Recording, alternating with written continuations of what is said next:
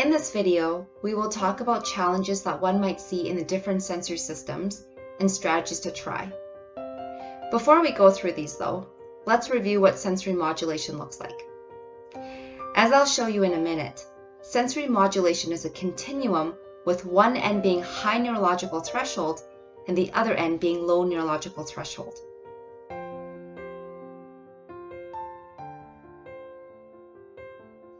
Neurological threshold simply refers to the gate that registers input.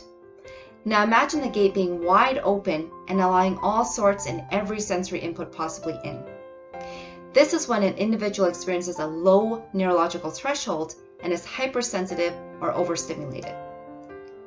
Now similarly, imagine a gate not opening enough and not allowing a lot or any sensory input.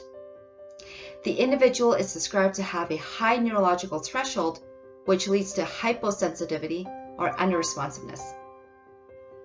Now, an individual can display hyposensitivity or hypersensitivity to various sensory inputs. We are going to go through each sensory system now and discuss about challenges that we might see and strategies to trial.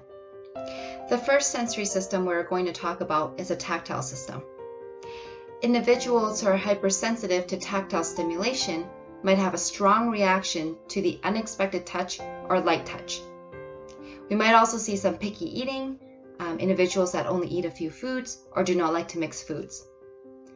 These individuals may also be picky about clothes, may want to take clothes off, or be resistant to being dressed.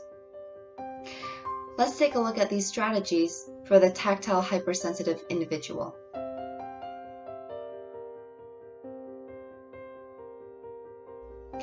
Now for students who present as being hyposensitive to tactile stimulation, we might have a messy eater, someone that has food all over his or her face, or stuffed mouth full of food.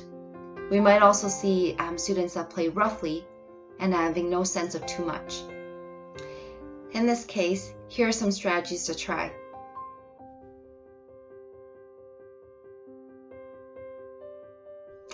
We're now going to talk about the olfactory and gustatory systems together. Students with a low threshold for olfactory or gustatory stimulation might have a strong reaction to smells, perfumes, or air fresheners. They might also avoid certain types of food or certain textures.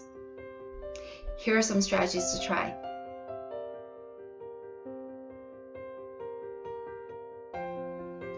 On the other hand, students with a high threshold for olfactory or gustatory stimulation might have decreased ability to taste or recognize different smells, or have difficulty with articulation.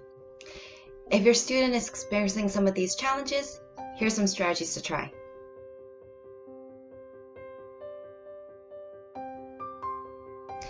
Now let's talk about the visual sensory system. If you have any student with a low threshold for visual stimulation, you might see a lot of closing of eyes, covering of eyes frequently, or squinting.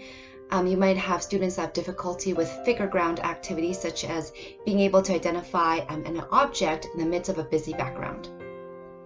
With these students, you can try the following strategies.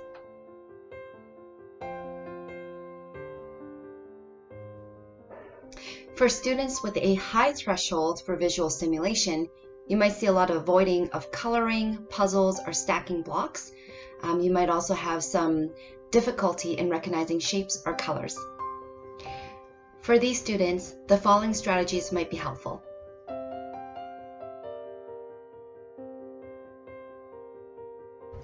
Now let's talk about the auditory sensory system. For students with a low threshold for auditory stimulation, you might see strong reactions to noises such as fire alarms, announcements, toilet flushing, hand drying, or busy hallways.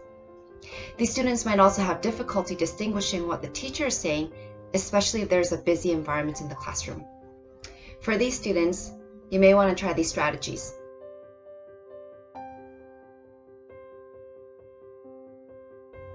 For students with a high threshold for auditory stimulation, you might see them frequently missing out on what the teacher is saying and therefore appearing confused or non-compliant.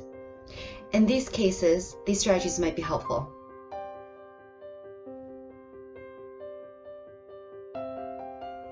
Now let's talk about the vestibular sensory system. For students with a low threshold for vestibular activities, you might see them being fearful of being picked up or tipped backwards.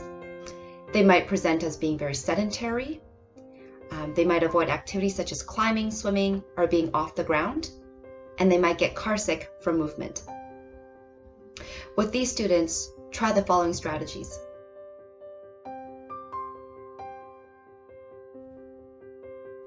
For students with a high threshold for vestibular movement, you might see a lot of movement from these students, including constant swinging, rocking, and climbing.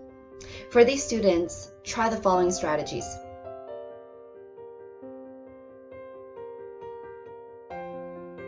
The last sensory system we'll talk about today is proprioceptive.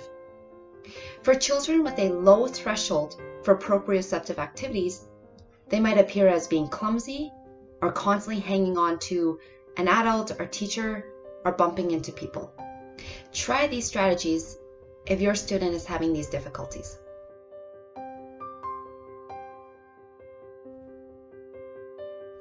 For students with a high threshold for proprioceptive activities, they might press really hard when writing or coloring. They might also be constantly chewing on items such as shirts or pencils. For these students, the following strategies might be helpful.